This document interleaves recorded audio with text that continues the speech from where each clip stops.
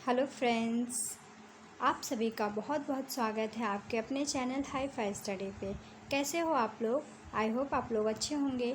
Friends, आपकी 4th semester की classes start हो गई हैं, तो आप लोग अपने फ्रेंड को भी बता दीजिए कि 4th सेमेस्टर की क्लासेस स्टार्ट हो गई हैं और डेली डेली हम लोग एक एक टॉपिक करके पढ़ेंगे ताकि आपके एग्ज़ाम की अच्छे से तैयारी हो जाए और आपका सारा जो सिलेबस है, सारा सब्जेक्ट आपका अच्छे से कवर हो जाए। ठीक है फ्रेंड्स, तो चले स्टार्ट करते हैं आज की क्लास।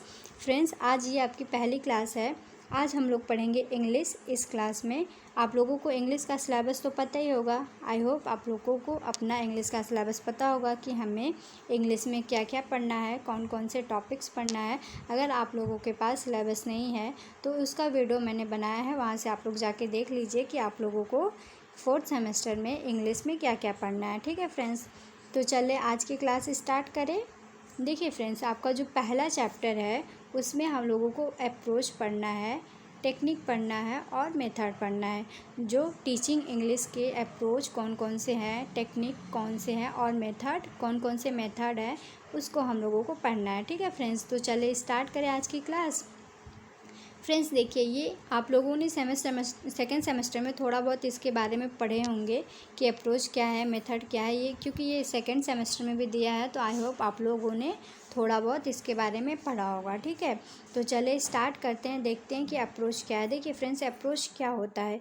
ये एक प्रकार का, पहले हम लोग समझते हैं कि अप्रोच क्या है। देखिए, approach is an attempt for an improvement in a teaching language. Friends देखें, अप्रोच क्या है? अप्रोच एक प्रकार का अटेम्प्ट है। अटेम्प्ट मतलब होता है कोशिश करना। आप अप्रोच के थ्रू आप ये कोशिश करते हैं कि टीचिंग लैंग्वेज को किस प्रकार हम लोग क्या कर सकते हैं, इम्प्रूव कर सकते हैं। ठीक है, तो approach is an attempt for an improvement in a teaching language. Teaching language को, जैसे आप इंग्लिश पढ़ा रहे हैं, ठीक है, मान लीजिए आपका टीचिंग लैंग्वेज क्या है, इंग्लिश है। आप अगर it based on some assumptions which may be proved और नॉट। फ्रेंड्स देखिए, आप ये हम लोग एग्जाम्पल के थ्रू समझते हैं कि ये क्या होता है। जैसे कि आप मान लीजिए एक एग्जाम्पल लेते हैं। ठीक है, ये अप्रोच क्या है फ्रेंड्स, आप इसको ना एक एजम्पशंस बेस्ड होता है ये। जैसे कि आप एग्जाम्पल से समझे कि आप क्लास 7th के बच्चों को साइंस पढ़ा रहे हैं। ठीक है, आप गए क्लास 7th में बच्चों को साइंस पढ़ाने के लिए, आपकी पहली क्लास है, तो आप क्या करेंगे, कुछ एजम्पशंस मान के चलेंगे कि बच्चों को साइंस के बारे में थोड़ी बेसिक नॉलेज होगी, कुछ तो पता होगा। ये आप अपने मन से एजम्पशंस मान के चलेंगे, कुछ मान कर चलेंगे कि हाँ बच्चों को थोड़ा बहुत साइंस का नॉलेज होगा। ठीक है, और जैसे जैसे आप पढ़ाएंगे तो आपको पता चलेगा कि जो आप एजम्पशंस माने थे वो सही है कि नहीं। तो वो प्रूव भी हो सकता है और नहीं भी हो सकता। हो सकता है बच्चों को बहुत सारी चीज़ें साइंस के बारे में पता हो सकता है बच्चों को कुछ भी ना पता हो। ठीक है, तो ये क्या होता है, किस पे बेस्ड होता है, एजम्पशंस पे। आप जैसे क्लास में जाएंगे तो कुछ मान कर चलेंगे कि हाँ बच्चों को जो भी सब्जेक्ट पढ़ाएंगे तो आप थोड़ा बहुत मान के चलेंगे कि हाँ बच्चों को थोड़ा बहुत तो इस सब्जेक्ट के बारे में नॉलेज होगी। और ये आपका प्रूव भी हो सकता है और नहीं भी हो सकता। हो सकता है कि बच्चे को बहुत सारा चीज़ पता हो सकता है, बच्चे को कुछ भी ना पता हो। ठीक है, तो ये क्या होता है, समझ में आया सभी को? अप्रोच क्या है? Approach is an attempt for an improvement in a teaching language based on some assumptions which may be proved और नॉट। ठीक है, ये प्रूव भी हो सकता है और नहीं भी हो सकता है। ठीक है, सभी को समझ में आया अप्रोच क्या है? चलें ठीक है, आगे बढ़ें। सभी को समझ में आ गया ना कि अप्रोच क्या है? चलिए देखते हैं टेक्निक क्या है। देखिए, technique is a teaching technology. Friends देखिए, टेक्निक क्या है, एक टीचिंग टेक्नोलॉजी है जिसको हम लोग ट्रिक भी कहते हैं। ठीक है, technique is a teaching technology और a trick to realise the teaching goal which actually take place in classroom. Friends देखिए, टेक्निक क्या है, जैसे कि आप बच्चों को मैथ पढ़ा रहे हैं तो मैथ क्या नए नए ट्रिक से सिखाएंगे। आप बच्चे को साइंस पढ़ा रहे हैं तो आप नए नए टेक्निक या नए नए टूल से सिखाएंगे। जैसे मान लीजिए आप साइंस पढ़ा रहे हैं तो बच्चों को ऑब्जेक्ट सामने रख के बच्चों को ऑब्जेक्ट से रिलेट करके बताएंगे। तो क्या है, नए नए टूल्स का यूज़ करेंगे, नए नए ट्रिक्स का यूज़ करेंगे। तो यही एक प्रकार की टेक्निक है जिसके थ्रू आप बच्चे को पढ़ाएंगे। आपको ये समझना पड़ेगा कि किस किस नए टेक्निक से बच्चे को हमको जो भी सब्जेक्ट पढ़ा रहे हैं उसको ईजिली समझ में आ जाए। तो ठीक है, यही क्या है, टेक्निक है। टेक्निक को हम लोग ट्रिक भी कह सकते हैं। जैसे नए नए ट्रिक यूज़ करते हैं ना मैथ को सॉल्व करने के लिए, तो वही क्या है, एक प्रकार का टेक्निक है। ठीक है, समझ में आया सभी को? ये तो बहुत ईजी आप सभी जानते होंगे, तो आई होप आपको अच्छे से समझ में आया होगा। ठीक है, आगे पढ़ें। देखिए आगे देखते हैं हम लोग क्या है फ्रेंड्स। देखिए आगे हम लोगों को पढ़ना क्या है, मेथड। देखिए मेथड क्या होता है। A method is a way of doing things. Method क्या है, जो आप करते हैं, कोई भी आप चीज़ कर रहे हैं तो उसको एक मेथड के थ्रू करते हैं, ठीक है। तो मेथड क्या है, a method is a way of doing thing. Method deal how to teach. Method क्या करता है, डील करता है कि आप बच्चों को किस प्रकार पढ़ाएंगे, ठीक है। Method deal how to teach, किस प्रकार से आप पढ़ाएंगे, ये मेथड क्या करता है, डील करता है, ठीक है फ्रेंड्स। तो a method is a way of doing things. Method deal how to teach, किस प्रकार से बच्चों को पढ़ाया जाए। जैसे मान लीजिए आप इंग्लिश एग्जाम्पल लेते हैं, हम लोग इंग्लिश पढ़ रहे हैं तो इंग्लिश का एग्जाम्पल लेते हैं। आप इंग्लिश पढ़ा रहे हैं तो आप बच्चों को ग्रामर सिखा रहे हैं, तो ग्रामर के बहुत सारे मेथड है ना, किस मेथड से बच्चों को आप ग्रामर सिखाएंगे। जैसे ग्रामर ट्रांसलेशन मेथड हो गया, तो अलग अलग मेथड के थ्रू बच्चों को सिखाना है, तो वही क्या है, एक प्रकार का मेथड है, ठीक है। और मेथड डील करता है कि कैसे आप बच्चों को पढ़ाएंगे। दस method is an overall plan of teaching approach. Method क्या है, एक ओवरऑल प्लान है। आप कोई भी चीज़ पढ़ा रहे हैं तो एक प्लानिंग के साथ पढ़ाते हैं ना। जैसे बच्चों को आप ग्रामर सिखा रहे हैं तो आप एक प्लानिंग के साथ सिखा रहे हैं। पहले हम लोग को बच्चों को ट्रांसलेशन सिखाना है, फिर एक्टिव पैसिव सिखाना है। तो ये क्या होता है, एक ओवरऑल प्लान होता है। और आप जैसे जो आपको अच्छा मेथड लगता है कि किस मेथड के थ्रू बच्चे को अच्छे से समझ में आ जाएगी चीज़ें और कौन सा मेथड बच्चे के लिए बेनिफिट होगा, तो आप उस मेथड के थ्रू बच्चे को पढ़ाएंगे। तो क्या है, मेथड जो है एक आप ओवरऑल प्लानिंग करके जाते हैं। टीचिंग अप्रोच के लिए क्या होता है, एक ओवरऑल प्लानिंग होता है, ठीक है। तो a method is a way of doing thing. Method deal how to teach. This method is an overall plan of teaching approach, ठीक है फ्रेंड्स। समझ में आया सभी को, आप सभी को समझ में आया ना, अप्रोच क्या है, टेक्निक क्या है और मेथड क्या है। आगे बढ़ें, यहाँ तक सबको समझ में आ गया। चले देखते हैं फ्रेंड्स, आगे हम लोगों को देखना है कि डिफरेंट अप्रोच कौन कौन से हैं और डिफरेंट मेथड कौन कौन से अप्रोच हैं और कौन कौन से मेथड है। अलग अलग अप्रोच है, अलग अलग मेथड है, उसको हम लोगों को एक एक करके डिटेल में अच्छे से पढ़ना है, ठीक है। तो सबसे पहले हम लोग इसका टाइप देख लेते हैं, कौन कौन से डिफरेंट अप्रोच या डिफरेंट मेथड हैं। तो सबसे पहले हम लोग मेथड देखें। देखिए मेथड में क्या क्या है। मेथड में आपका पहला है ग्रामर ट्रांसलेशन मेथड। सबसे पहले आपको पढ़ना है ग्रामर ट्रांसलेशन मेथड। सेकंड है आपका डायरेक्ट मेथड। थर्ड है बाइलिंगुअल मेथड। फोर्थ है डॉक्टर वेस्ट न्यू मेथड। और फिफ्थ क्या है, ड्रिल मेथड। फ्रेंड्स ये क्या है, डिफरेंट मेथड है जिसको हम लोगों को पढ़ना है, ठीक है। यहाँ तक समझ में आया सभी को।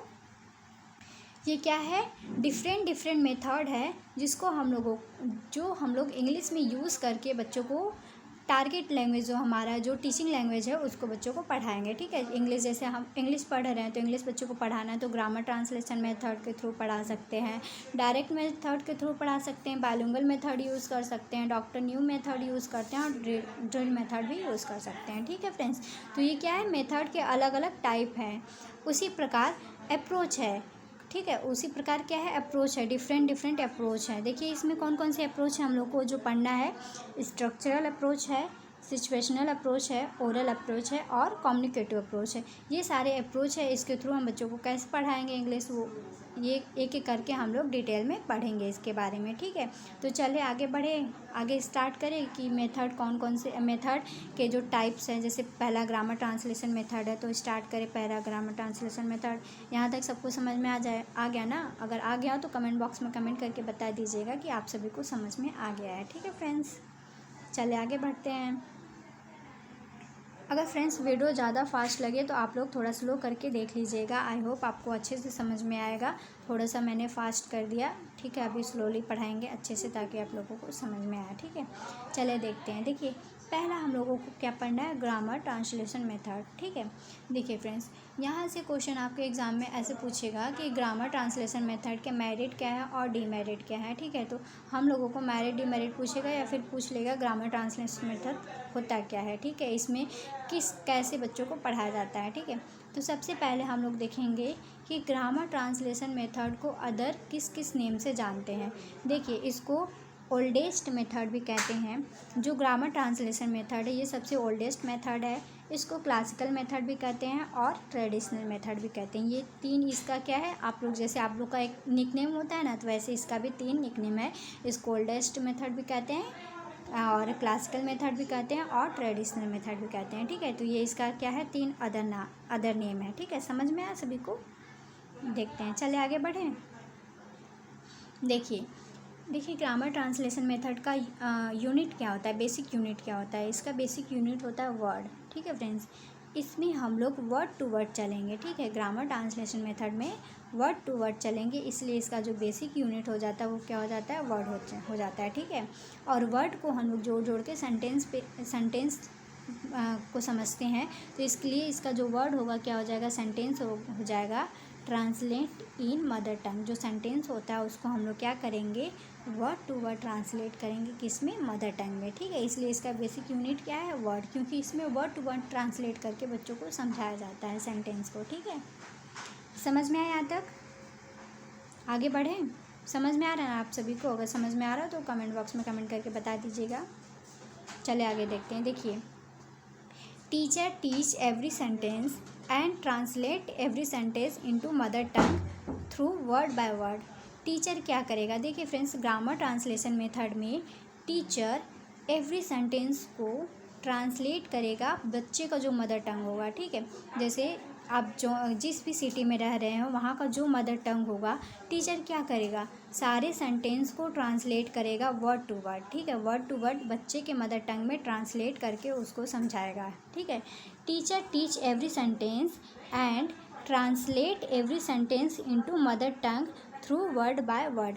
टीचर क्या करेगा, एवरी सेंटेंस को रीड करेगा और उसको ट्रांसलेट करेगा word to word mother tongue में, ठीक है। वर्ड टू वर्ड ट्रांसलेट करके बच्चे के मदर टंग में वर्ड टू वर्ड ट्रांसलेट करके बच्चों को समझाएगा। जैसे मान लीजिए मैं आपको इंग्लिश पढ़ा रही हूँ ना, अभी इंग्लिश पढ़ा रही हूँ, मैं क्या कर रही हूँ, इसको ट्रांसलेट कर रही हूँ हिंदी में, क्योंकि हिंदी आप सभी को समझ में आ रहा है। तो क्या ये मदर टंग हुआ ना, तो हम लोग क्या कर रहे हैं, जो पढ़ रहे हैं उसको सेंटेंस उसको ट्रांसलेट करके मैं बता रही हूँ आप सभी को मदर टंग में। तो एक प्रकार का ग्रामर ट्रांसलेशन मेथड ही तो हुआ कि मैं सारी चीज़ों को पढ़ रही हूँ पहले, फिर उसको ट्रांसलेट कर रही हूँ हिंदी में ताकि आप लोगों को अच्छे से समझ में आ जाए। तो ये क्या हुआ, ग्रामर ट्रांसलेशन मेथड हुआ, ठीक है। समझ में आया यहाँ तक सभी को कि ग्रामर ट्रांसलेशन मेथड में देखिए फ्रेंड्स, जैसे जितने भी लोग यूपी बोर्ड के होंगे तो उनको ये अच्छे से समझ में आया होगा, क्योंकि यूपी बोर्ड में जब ग्रामर पढ़ाया जाता है तो वहाँ पे इसी रूल को यूज़ किया जाता है, इसी मेथड को यूज़ किया जाता है, ग्रामर ट्रांसलेशन मेथड को। टीचर आता है स्कूल में, बच्चों को पढ़ाता है, वो एक एक सेंटेंस रीड करता है, फिर उसको हिंदी में ट्रांसलेट करके बताता है, ठीक है। तो देखिए ये क्या होता है, popular at a primary stage. ये प्राइमरी स्टेज के बच्चों के लिए पॉपुलर होता है। जैसे मान लीजिए प्राइमरी स्टेज का जो बच्चा है वो पहले स्कूल में आता है तो उसको अपने मदर टंग में कंफर्टेबल रहता है। तो आप अगर पढ़ा रहे हैं उसको इंग्लिश, अगर उसको ट्रांसलेट कर दे रहे हैं मदर टंग में, तो बच्चा ईजिली समझ में आ जाएगा उसको। तो ये क्या होता है, पॉपुलर होता है एट अ प्राइमरी स्टेज के बच्चों के लिए, ठीक है। समझ में आया तक? Major focus on reading and writing.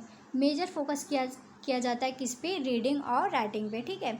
Major focus किस पे है, रीडिंग और राइटिंग पे। Student are passive listener.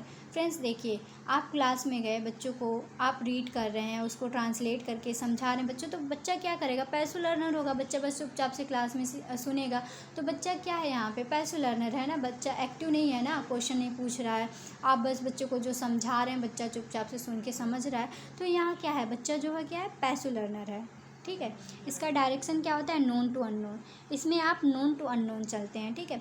जैसे मान लीजिए जो चीज़ बच्चा जान रहा है, ठीक है, पहले उसको बताएंगे, फिर जो नहीं जान रहा है उसकी तरफ लेके जाएंगे, ठीक है। और इसमें फोकस होता है किस पे, ग्रामर के रूल पे, ठीक है। अब मैं आप लोग से क्वेश्चन कर रही हूँ, नोन टू अननोन ये इंडक्टिव मेथड या डिडक्टिव मेथड, आप लोग कमेंट बॉक्स में कमेंट करके बताइएगा।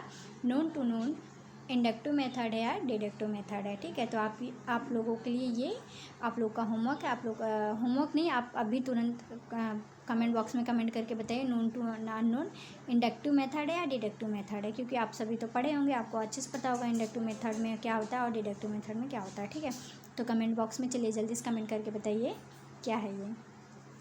और इसमें जो ग्रामर ट्रांसलेशन मेथड है, इसमें पूरा फोकस करते हैं ग्रामर के रूल पे। जैसे ग्रामर का रूल है उसी तरीके से बच्चों को समझाते हैं, ठीक है। देखिए फ्रेंड्स, इसका मेरिट क्या है और इसका डीमेरिट क्या है। हम लोग ग्रामर ट्रांसलेशन मेथड पूछ रहे हैं तो एग्जाम में ज़्यादातर मेरिट और डीमेरिट ही पूछता है, तो इसको आप लोग अच्छे से समझते हुए चलिए, ठीक है। देखिए इसके मेरिट क्या होते हैं। The unit of teaching is a word not a sentence. Friends देखिए, इसमें जो इसका जो पढ़ाते हैं, इसका मेरिट एक सबसे अच्छा ये है कि इसमें वर्ड टू वर्ड चलते हैं, ठीक है। जैसे कोई सेंटेंस है उसको वर्ड टू वर्ड ट्रांसलेट करते हैं, तो इसमें क्या है, the unit of teaching is a word. इसका जो यूनिट है क्या है, वर्ड है, नॉट अ सेंटेंस, सेंटेंस नहीं है। It means vocabulary is a taught in the form of isolated word. इसका मतलब ये हुआ कि जो बच्चे की वोकैबुलरी है वो क्या करेगी, वो जैसे कि आप कोई भी चीज़ वर्ड टू वर्ड ट्रांसलेट करके पढ़ा रहे हैं तो बच्चे का जो शब्दकोश होता है वो शब्दकोश भंडार बच्चे का बढ़ेगा, ठीक है। तो ये एक प्रकार से अच्छा है कि ये तो मेरिट हुआ इसका, एक प्रकार से अच्छी बात है, बच्चे का जो शब्दकोश है वो बढ़ रहा है, ठीक है। सेकेंड है, reading and writing are the major focus in this method. इस मेथड में रीडिंग और राइटिंग पे ज़्यादा फोकस किया जाता है, ठीक है। टीचर आता है, बस ग्रामर के रूल लिखवाता है, बच्चों को समझाता है, बच्चा क्या करता है, रीडिंग और राइटिंग पे ज़्यादा फोकस करता है। फ्रेंड्स देखिए, आप लोगों ने सभी ने अगर यूपी बोर्ड में पढ़ा है तो आप लोगों अपने एक्सपीरियंस से देखिए कि जब आपके टीचर आते थे स्कूल में ग्रामर पढ़ाते थे तो किस प्रकार पढ़ाते थे। ज़्यादातर उसमें फोकस किस पे किया जाता था, रीडिंग और राइटिंग पे, ठीक है। नेक्स्ट क्या है, this method is a very useful and effective for a learner. ये मेथड बहुत ही यूज़फुल और इफ़ेक्टिव होता है किसके लिए, लर्नर के लिए, ठीक है फ्रेंड्स। ये इसका क्या है, मेरिट है। नेक्स्ट है, this method is a very useful in over crowded classes. Friends देखिए, जब बच्चा आ रहा है, क्लास में बैठ रहा है, ठीक है, आप उसको पढ़ा रहे हैं, समझा रहे हैं, ज़्यादातर रीडिंग और राइटिंग पे फोकस है, तो आप कितने भी बच्चों को क्लास में बैठा के आराम से, जब बच्चा पैसिव लर्नर है, यहाँ पे बच्चे की एक्टिविटी कम है, बच्चा पैसिव लर्नर है, तो आप क्लास में कितने भी बच्चों को बैठा के आसानी से पढ़ा सकते हैं। तो ये मेथड जो होता है ओवर क्राउडेड क्लास के लिए अलाउड होता है, ठीक है फ्रेंड्स। ये मेथड ओवर क्राउडेड क्लास के लिए यूज़फुल होता है कि आप कितने भी बच्चों को एक क्लास में बैठा के पढ़ा सकते हैं, ठीक है। समझ में आया सभी को इसका मेरिट क्या क्या है। आई होप आप सभी को समझ में आया होगा। तो चलिए आगे बढ़ते हैं, नेक्स्ट देखते हैं इसके डीमेरिट क्या है, ठीक है फ्रेंड्स। तो हम लोग नेक्स्ट क्या पढ़ेंगे, डीमेरिट। देखिए डीमेरिट क्या है, the teacher does not require speaking method as a followers. The teacher does not require speaking method are as followers. Friends देखिए, आप सभी लोग को ग्रामर बहुत अच्छे से पता है और बहुत लोग ऐसे होंगे कि जिनको ग्रामर्स के रूल बहुत अच्छे से पता है, ग्रामर बहुत अच्छे से पता है, फिर भी वो इंग्लिश नहीं बोल पाते। क्यों? क्योंकि यहाँ पे प्रैक्टिस करा ही नहीं गया है, ठीक है, स्पीकिंग पे फोकस ही नहीं किया गया है। तो ये क्या है, इस मेथड का डीमेरिट है। आपको बहुत अच्छे से ग्रामर का रूल पता है, ग्रामर के रूल आपको बहुत अच्छे से पता होते हुए भी आपको इंग्लिश बोलने नहीं आ रहा, आपकी स्पीकिंग अच्छी नहीं है, तो ये क्या है, इसका डीमेरिट है, क्योंकि इस पे स्पीकिंग पे फोकस ही नहीं किया गया, कोई प्रैक्टिस ही नहीं कराया गया। ये ज़्यादातर यूपी बोर्ड के स्कूल्स में ऐसा होता है कि ग्रामर्स के रूल बच्चों को इतने अच्छे से सिखा दिए जाते हैं कि उसमें बच्चा मास्टर हो जाता है ग्रामर्स के रूल में, अच्छे से उसको सारी चीज़ें, ट्रांसलेशन हो गया, एक्टिव पैसिव, सब कुछ अच्छे समझ में आ जाता है, फिर भी बच्चा इंग्लिश नहीं बोल पाता। क्यों? क्योंकि स्पीकिंग पे फोकस ही नहीं किया गया, प्रैक्टिस ही नहीं किया गया, ठीक है। तो ये इसका क्या हो जाता है, डीमेरिट हो जाता है। स्पीच निगलेक्टेड, इसमें स्पीच को पूरी तरीके से निगलेक्ट किया जाता है। Exact translation not possible. Friends देखिए, मैं आप लोगों को पढ़ा रही हूँ तो हर चीज़ का एग्जैक्ट ट्रांसलेशन तो पॉसिबल नहीं है ना, मैं थोड़ा इंग्लिश भी यूज़ कर रही हूँ, थोड़ा हिंदी भी यूज़ कर रही हूँ, तो इसमें एग्जैक्ट ट्रांसलेशन पॉसिबल नहीं होता है, ये इसका क्या है, डीमेरिट है। नेक्स्ट है, only book is English used. केवल ग्रामर के रूल पे फोकस किया गया है, जो भी बुक का नॉलेज है, जो भी बुक इज़ इंग्लिश है, उसी को यूज़ किया गया है, ठीक है। तो ये क्या है, इसका डीमेरिट है। No oral work take place in class by student, so student are a passive listener. कोई भी वर्क नहीं कराया जा सकता। मान लीजिए बच्चे को स्पीकिंग पे फोकस ही नहीं किया गया, बस आप आए, ग्रामर के रूल लिखा दिए, बच्चा नोट किया, आप बच्चे को समझा दिए, हाँ ये चीज़ ऐसे ऐसे होता है, तो बस इसमें रीडिंग और राइटिंग पे फोकस किया गया है, तो बच्चा क्या होता है, इसमें पैसिव लिसनर होता है, ठीक है। समझ में आया डीमेरिट क्या क्या है। आई होप आप सभी को समझ में आया होगा। तो चले आगे बढ़ें, आगे देखें, यहाँ तक समझ में आ गया ना सभी को, ग्रामर ट्रांसलेशन मेथड अच्छे से समझ में आया सभी को। आई होप आप लोगों को समझ में आया होगा। फ्रेंड्स देखिए, ग्रामर ट्रांसलेशन में क्या है, इसका जो बेसिक यूनिट होता है वो वर्ड होता है, और इसमें जो टीचर होता है वो एवरी सेंटेंस को पहले रीड करेगा, फिर उसको ट्रांसलेट करेगा मदर टंग में, ट्रांसलेट करके बच्चों को समझाएगा। ठीक है, ये है ग्रामर ट्रांसलेशन मेथड में। और इसके बहुत सारे मेरिट हैं और बहुत सारे डीमेरिट भी हैं। ये ओवर क्राउडेड क्लासेस के लिए अलाउड होता है, क्योंकि बच्चा जो होता है पैसिव लिसनर होता है। और स्टार्टिंग जैसे प्राइमरी स्टेज पे बच्चों को अगर इंग्लिश सिखाना हो तो ग्रामर ट्रांसलेशन मेथड अच्छा होता है, क्योंकि बच्चा मदर टंग में कंफर्टेबल रहता है, तो आप उसको धीरे धीरे करके इंग्लिश की नॉलेज दे सकते हैं। ठीक है, और इसके डीमेरिट ये हैं कि बच्चे को इंग्लिश की ग्रामर तो अच्छे से आ जाती है, बहुत अच्छा रूल सीख लेता है बच्चा, बट उस स्पीकिंग पे फोकस नहीं किया गया होता है, स्पीकिंग पे प्रैक्टिस नहीं किया गया होता, तो बच्चा इंग्लिश बोल नहीं पाता। तो ये क्या है, इसका डीमेरिट है। ठीक है, समझ में आया सभी को? आई होप आप सभी को समझ में आया होगा। फ्रेंड्स, नेक्स्ट क्लास में हम लोग डायरेक्ट मेथड को देखेंगे कि डायरेक्ट मेथड में क्या क्या क्या है। ठीक है फ्रेंड्स, तो आई होप आप लोगों को आज की क्लास अच्छी लगी होगी। अगर समझ में आया हो तो वीडियो को लाइक कीजिएगा और ज़्यादा से ज़्यादा अपने फ्रेंड में शेयर कीजिएगा। ठीक है फ्रेंड्स, मिलते हैं नेक्स्ट वीडियो में, तब तक के लिए टेक केयर, बाय बाय। आप लोग अपना ख्याल रखिए और पढ़ाई करते रहिए। ठीक है फ्रेंड्स, बाय सभी को।